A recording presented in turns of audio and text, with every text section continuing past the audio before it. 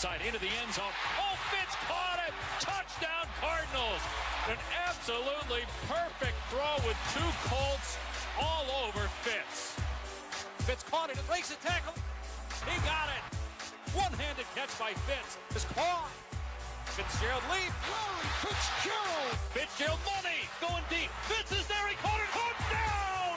I still feel like I have a lot of good football left in me. So clutch. Our next guest is in his 12th season with the Cardinals and holds the franchise record for receptions, receiving yards, and touchdowns. Please welcome 8-time Pro Bowler Larry Fitzgerald, who is here on behalf of Visa Checkout. Larry, thank you so much for being with us. Hey, Molly, how are you today? Excellent. All right, let's get into it. You tweeted this after Sunday's win against the Browns. Sloppy first half, but we showed resolve in the second. Nice to go into the bye week 6-2. Now we'll rest up and get ready for the stretch run. So, Larry, how far can you guys go in that stretch run? You know, hopefully we could take it all the way to the top. You know, love to get to San Francisco, but, you know, there's a lot of work to be done prior to that. You know, starting next weekend, Sunday Night Football versus Seattle Seahawks in Seattle. It's going to be a tough challenge for us, but we're up for the challenge. Larry, I'm wondering what this year is like for you personally. Over the last 3 years, you didn't have a 1,000-yard season when you had at least a 1,000-yard season the previous 5. And already, after 784 yards receiving last year, halfway mark, you're already at 706. You seem to be having, you know, some sort of a resurrection. What's been going on, and how good are you feeling about how you've performed this season? Well, Stephen, it's always great to be able to have some personal success, but, you know, at this point in my career, it's all about the team success, to be honest with you. I mean, the personal accolades have done it, you know, but, you know, to be able to have a team that has the opportunity to compete for something that's truly special is what it's all about. Having Carson Palmer back healthy, having Chris Johnson balling out, having John Brown and Michael Floyd doing their thing with me, I mean, it makes it that much more fun. Larry, I got a question I've always wanted to ask you about the way you carry yourself. I think it's fair to say that you are less of a diva than many of the players that play your position in the National Football League, many of the other star receivers. Why is that? Give us some insight into that. Skip, I'm just as much as a diva as those other guys. I just mask it a little bit better. I want my touches just like everybody else does, but I never put myself in front of my teammates. I think it's important that as a leader, you always show, you know, that you're willing to watch other guys have success. So when Smoke and John Brown and Chris Johnson makes long runs and other guys have success, I mean, those are my boys. I see them working every single day to have that success, and I really am happy for them. You know, but I still want to get my opportunities too, though. And I realize you have an ego like everybody else, but do you think, Larry, it had something to do with the way you were raised? Skip, honestly, man, my parents did a wonderful job, my dad and my mother. You know, I'm truly a product of great parenting. You know, they made a lot of sacrifices for myself and my brother to go to good schools, and they always provided great mentorship for me. And, you know, I definitely would tip my hat to my parents, Skip. I appreciate you acknowledging them. You got it.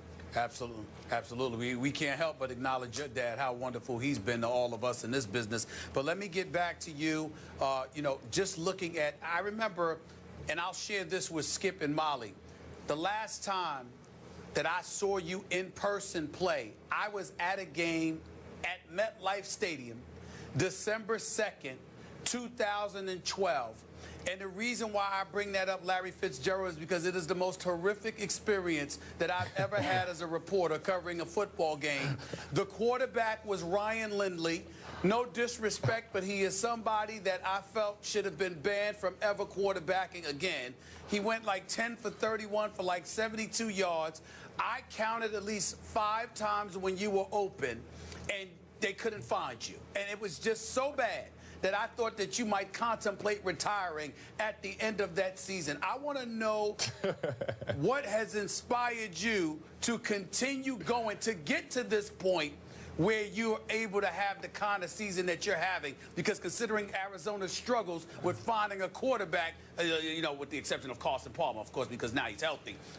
I'm wondering, what did it take for you to get to this point where you stuck around this long? Because, damn it, I wanted to quit for you after that experience. Hey, Stevie, you said I wanted to retire after the season. I wanted to retire after that game.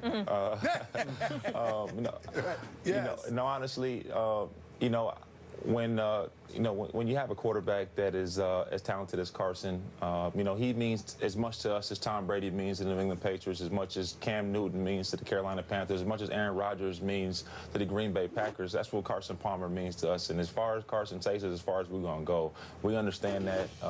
We know that we have to keep him healthy and protect him and make our plays for him. And he's gonna makes everybody successful because he's just that talented, and we understand that.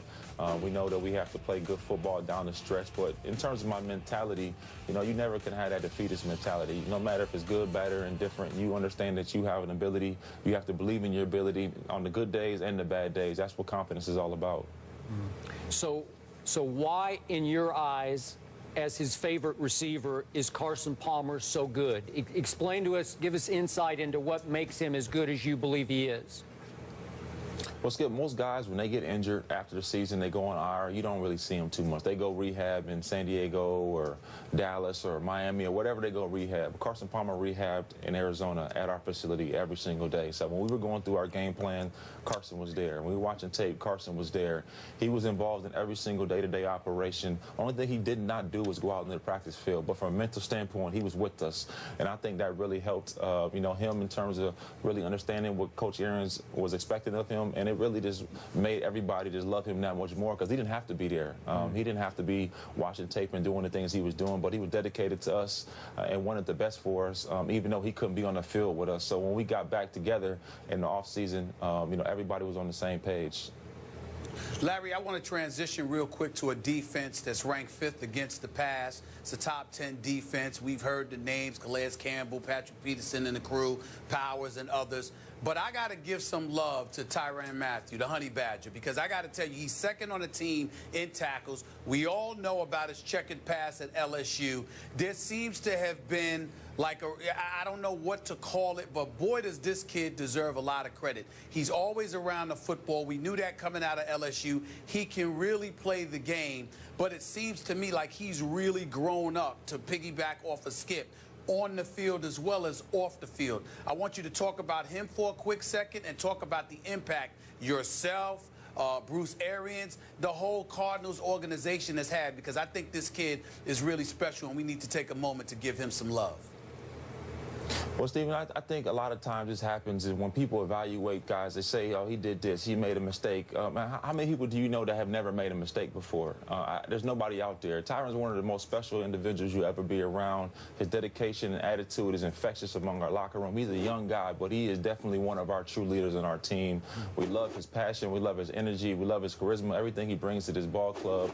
He leaves it out on the field every single day. And, having him be a part of our team only makes us that more special because he's so dynamic. He can play corner, he can play nickel, he can play safety. He's one of our best blitzers, one of our best open field tacklers. He's so talented and what he can do for our ball club. And everybody recognizes that in his ability, and we're going to go far because of his ability. It's good to see him doing it not just in college, but at the NFL as well. Larry, thank you so much for the time on your bye week. Congrats on your personal success, the team's success, and good luck down the stretch. We'll be watching. Thank you very much. You guys have a great day. All right, up next, Johnny Manziel will start tonight when the Browns face the undefeated Bengals in Cincinnati. We'll tell you what we expect from Johnny. That's next. Ryan Clark will join that conversation. Stay here.